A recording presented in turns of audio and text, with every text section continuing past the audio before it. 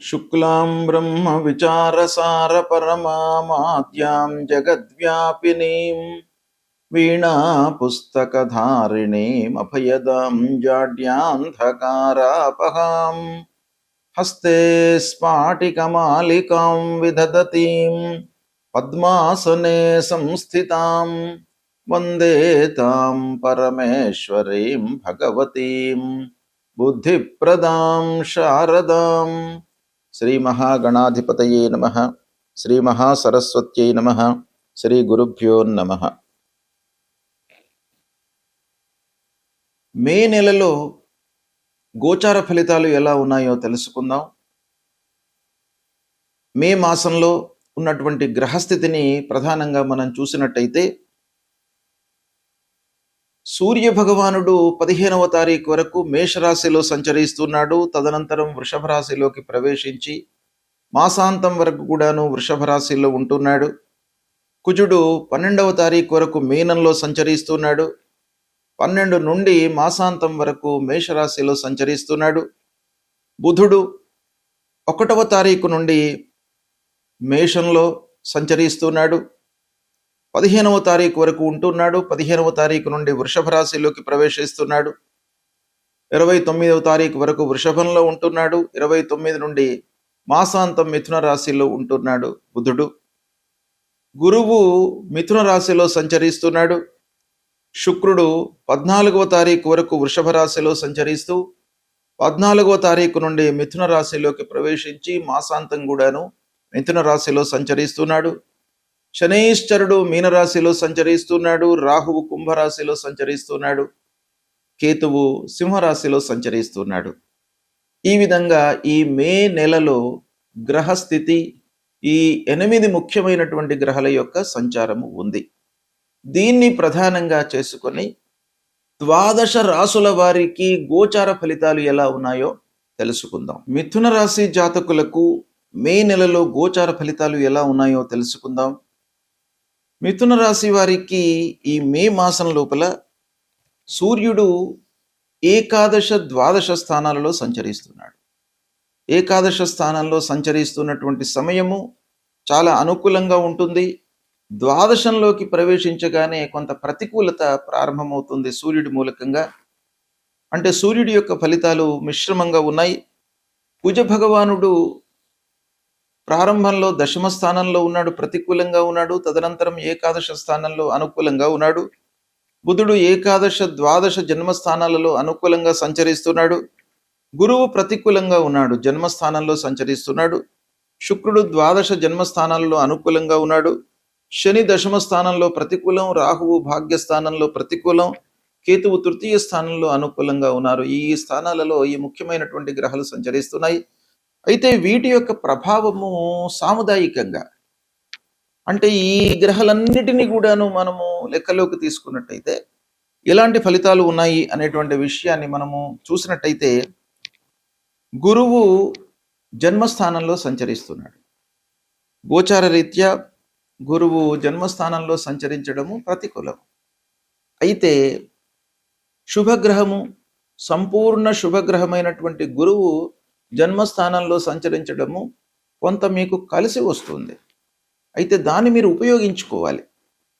అంటే మీ వైపు నుండి కొంత కాన్సంట్రేషను, ఆ విషయం గురించి పూర్వాపరాలను తెలుసుకొని మీరు ప్రారంభించినట్టయితే కొంత మీకు కలిసి వచ్చి మీరు చేసేటువంటి పనుల లోపల అభివృద్ధిని ఇచ్చే అవకాశాలు ఉన్నాయి. ఇకపోతే వ్యాపార రంగంలో ఉన్నటువంటి వారికి మట్టుకు ఈ మాసం బాగా కలిసి వస్తుంది. బుధుడి యొక్క అనుగ్రహము ఉంది కాబట్టి మీరు కొంత జాగ్రత్తగా చేసుకున్నట్టయితే చేతిలో ఉన్నటువంటి వ్యాపారంలో ఇబ్బంది లేదు, ముందుకు జరుగుతుంది. ట్రేడింగ్ చేస్తున్నటువంటి వాళ్ళు, అంటే క్రయ విక్రయము చేస్తున్నటువంటి వాళ్ళకు కూడాను ఈ మాసం అనుకూలంగా ఉంటుంది. ఐటీ రంగంలో ఉన్నటువంటి వారికి కూడాను మంచి అవకాశాలు గోచరిస్తున్నాయి. ప్రభుత్వ ఉద్యోగులు కొంత జాగ్రత్తగా ఉండాలి. అంటే కొంత మీకు గుర్తింపు లభిస్తుంది. అయితే ప్రమోషన్ విషయం లోపల కానివ్వండి, మీకు రావాల్సిన డబ్బు కానివ్వండి, ఇవన్నీ కూడా రావడంలో కొంత ఆలస్యం గోచరిస్తుంది. ప్రైవేట్ రంగంలో ఉన్నటువంటి వారికి కూడాను కొంత అనుకూలత గోచరిస్తుంది. ఇకపోతే కళారంగంలో ఉన్నటువంటి వారికి ప్రముఖంగా ఈ మాసంలో మీకు గుర్తింపు లభిస్తుంది. మీ నైపుణ్యానికి తగినటువంటి ప్రతిఫలం ఈ మాసంలో మీకు కనబడుతుంది. వ్యవసాయ రంగంలో ఉన్నటువంటి వారికి అనుకూలత గోచరిస్తుంది. చిన్న చిన్న వ్యాపారాలు చేస్తున్నటువంటి వాళ్ళకు కూడాను ఒక అభివృద్ధి అనేటువంటిది కనబడుతుంది. సంతోషంగా ఉంటారు. విద్యార్థులకు అనుకూలమైనటువంటి సమయము. కొంత మీరు కష్టపడండి, తప్పకుండా మంచి ఫలితాలను పొందుతారు. మంచి ర్యాంకులు సాధించేటువంటి అవకాశం కనబడుతుంది. ఇక విదేశీ విద్యకై ప్రయత్నాలు ఫలిస్తాయి. ఆరోగ్యము స్థిరంగా ఉంటుంది. కుటుంబంలో సుఖ సంతోషాలు వెల్లివిరుస్తాయి. ఇకపోతే ఆరోగ్యం పైన మట్టుకు మీరు కొంత జాగ్రత్తలు తీసుకోవాలి. ఓవరాల్గా ఆరోగ్యం బాగానే ఉంటుంది. అయినప్పటికీ మీరు కొన్ని స్టెప్స్ తీసుకోవాలి, నిర్లక్ష్యం చేయకూడదు. రావాల్సినటువంటి డబ్బు వస్తుంది, ఖర్చులు మట్టుకు పెరుగుతాయి. స్నేహితుల సహాయ సహకారాలు కనబడుతున్నాయి. ఇకపోతే వివాహ ప్రయత్నంలో ఉన్నటువంటి వారికి వివాహం కూడాను అనుకూలిస్తుంది. పిల్లల యొక్క సెటిల్మెంట్ పైన మీరు మనస్సు నిలపాలి. ఇక్కడ ముఖ్యంగా గురువు జన్మస్థానంలో ఉండడము, పంచమ దృష్టి, ఇలాంటి గురువు యొక్క సంచారము దృష్టి మూలకంగా మీరు పిల్లల యొక్క సెటిల్మెంట్ పైన కొంత మనసు నిలిపినట్టయితే తప్పకుండా వాళ్లను ఒక మంచి స్థితి లోపల నిలపడానికై మీరు ప్రయత్నాలు చేస్తారు. కొత్త అవకాశాలు వస్తాయి. ఓవరాల్గా చూసినట్టయితే కొంత మిశ్రమ ఫలితాలు ఉన్నప్పటికీ మీరు కష్టపడితే మంచి ఫలితాలను పొందేటువంటి అవకాశం బాగా కనబడుతుంది.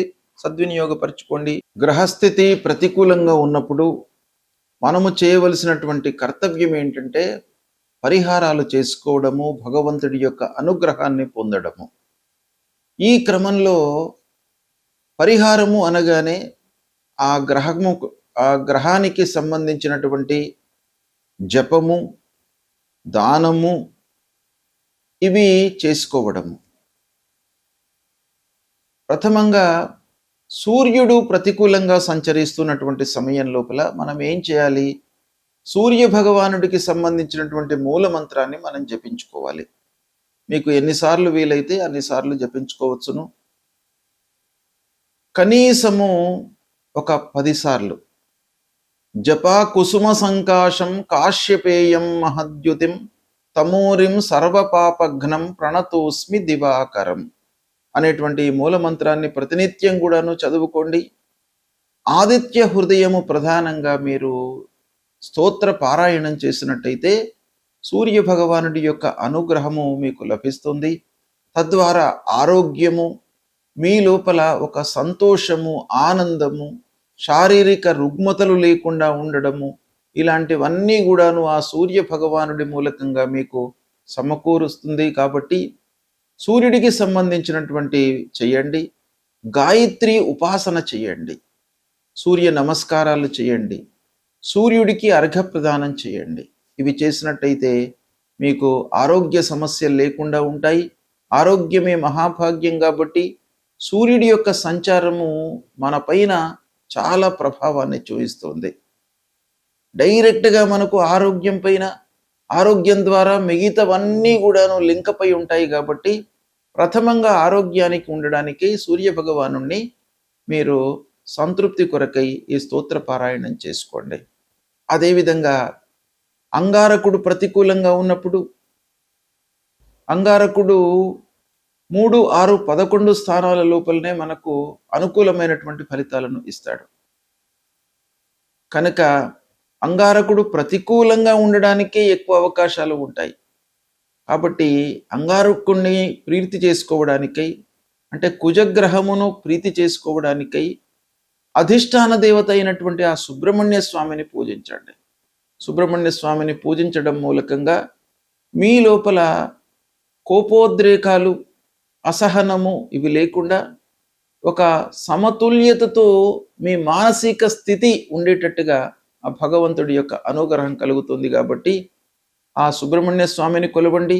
ప్రతినిత్యం కూడాను ధరణీ గర్భ సంభూతం విద్యుత్ కాంచన సన్నిభం కుమారం శక్తిహస్తంచ మంగళం ప్రణమామ్యహం అనేటువంటి మూల మంత్రాన్ని ప్రతినిత్యం కూడాను చదువుకోండి.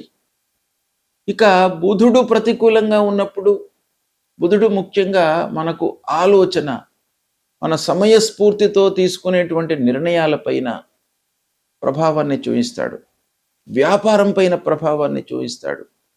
కాబట్టి ఆ బుధుడి యొక్క అనుగ్రహం కావాలి, మంచి స్థితి లోపల మనకు ఒక ఉండడానికై ఆ బుధుడి యొక్క అనుగ్రహం కావాలి. కాబట్టి ఆ బుధుడికి సంబంధించినటువంటి అధిష్టాన దేవత విష్ణుమూర్తి ప్రతినిత్యం కూడాను ఆ శ్రీమన్నారాయణుణ్ణి మీరు స్తోత్రం చేయండి, విష్ణు సహస్రనామ పారాయణం చేసుకోండి. ఒకవేళ మీకు విష్ణు సహస్రనామ పారాయణం చేసుకోవడానికి సమయం లేనట్టయితే ఒక శ్లోకం అందులో నుండి వనమాలి గదీ శారంగి శంకీ చక్రీ చ నందకి శ్రీమాన్ నారాయణోర్ విష్ణు వాసుదేవోభిరక్షతు అనేటువంటి ఆ మూలమంత్రాన్ని ప్రతినిత్యం కూడాను చదువుకోండి. గురు భగవానుడు గురుగ్రహము ప్రతికూలంగా ఉన్నప్పుడు మనం ఏం చేయాలి? మూలమంత్రాన్ని ప్రతినిత్యం కూడాను చదువుకోండి. దేవానాంచ ఋషీణాంచ గురుంకాంచన సన్నిభం వందనీయం త్రిలోకానాం తం నమామి బృహస్పతిం అనేటువంటి మూలమంత్రాన్ని చదువుకోండి. సద్గురువులను సందర్శించుకోండి, మాతాపితృవులను సేవించండి. తద్వారా మీకు ఆ గురు భగవానుడి యొక్క అనుగ్రహం లభిస్తుంది. ఇక శుక్రుడు మనకు సంతృప్తిని, ఆనందాన్ని ఇచ్చేటువంటి గ్రహము. కాబట్టి శుక్రుడి ప్రీతికై మహాలక్ష్మి అమ్మవారిని మీరు పూజించండి, తద్వారా మీకు అనుకూలత కలుగుతుంది. ఇక ప్రధానమైనటువంటి గ్రహము శనీశ్వరుడు. శని ప్రతికూలంగా ఉన్నప్పుడు తప్పకుండా పరిహారాలు చేసుకోవాలి. నీలాంజన సమాభాసం రవిపుత్రం యమాగ్రజం ఛాయా మార్తాండ సంభూతం తం నమామి శనీశ్వరం అనేటువంటి మూలమంత్రాన్ని ప్రతినిత్యం కూడాను జపించండి. హనుమాన్ చాలీసా పారాయణం చేయండి. నల్లని నువ్వులు, ఇనుప ముక్క, నల్లని నువ్వులతో చేసినటువంటి నూనెను మీరు దానంగా ఇవ్వండి. లేదా నవగ్రహాల లోపల పశ్చిమ దిశలో ఉండేటువంటి ఆ శని గ్రహాన్ని తైలాభిషేకం చేసి కాళ్ళు గడుక్కొని దాని తర్వాత మళ్ళీ ఆంజనేయ స్వామి దర్శనం చేసుకోండి. అలా చేసుకున్నట్టయితే మీకు శని భగవానుడి యొక్క అనుగ్రహం లభిస్తుంది. ఇక రాహువు ప్రధానమైనటువంటి గ్రహము, మన లోపల భయభ్రాంతులను క్రియేట్ చేసేటువంటి గ్రహము, తెలియకుండా ఒక ఇల్యూజన్కు గురి చేసేటువంటి గ్రహము. కాబట్టి రాహు ప్రీత్యర్థమై అమ్మవారిని దర్శించుకోండి, దుర్గామాత యొక్క అనుగ్రహాన్ని పొందండి. అర్ధకాయం మహావీర్యం చంద్రాదిత్య విమర్దనం సింహికా గర్భ సంభూతం తం రాహుం ప్రణమామ్యహం అనేటువంటి మూలమంత్రాన్ని ప్రతినిత్యం కూడాను చదువుకోండి. ఇక కేతువు మన లోపల ఒక విరక్తిని క్రియేట్ చేసేటువంటి గ్రహం. కేతువు ప్రతికూలంగా ఉన్నప్పుడు మనకు ఆ విషయం పైన అశ్రద్ధను క్రియేట్ చేస్తాడు. శ్రద్ధ లేకుండా మనం పని చేసినట్టయితే సక్సెస్ రేట్ అనేటువంటిది తగ్గిపోతుంది సహజంగా. కాబట్టి ప్రతి విషయం లోపల కూడాను మనకు శ్రద్ధ భక్తులు సమకూర్చుకోవడానికి ఆ కేతువు యొక్క అనుగ్రహం కావాలి. కేతువు యొక్క అధిష్టాన దేవత గణపతిని మీరు పూజించండి. ఆ గణపతి మూలకంగా మనకు ఆటంకాలు లేకుండా ఉంటాయి. పనిపైన మనకు శ్రద్ధ కలుగుతుంది, ఆసక్తితో మనము పని చేస్తాము. అప్పుడు మనకు ఆ పని లోపల విజయం చేకూరేటువంటి అవకాశాలు ఉంటాయి. కనుక ఫలాశ పుష్ప సంకాశం తారకా గ్రహమస్తకం రౌద్రం రుద్రాత్మకం ఘోరం తం కేతుం ప్రణమామ్యహం అనేటువంటి మూలమంత్రాన్ని ప్రతినిత్యం కూడాను చదువుకోండి.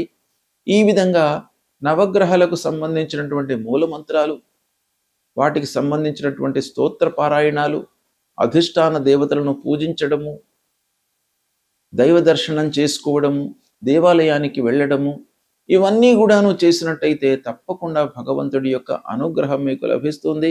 గ్రహస్థితి ఏ విధంగా ఉన్నప్పటికీ భగవంతుడి అనుగ్రహము మీకు ప్రధానమైనటువంటిది కాబట్టి దాన్ని మీరు డెవలప్ చేసుకోండి. దేవాలయానికి వెళ్ళండి, మీకు సత్ఫలితాలు కలుగుతాయి. శుభం.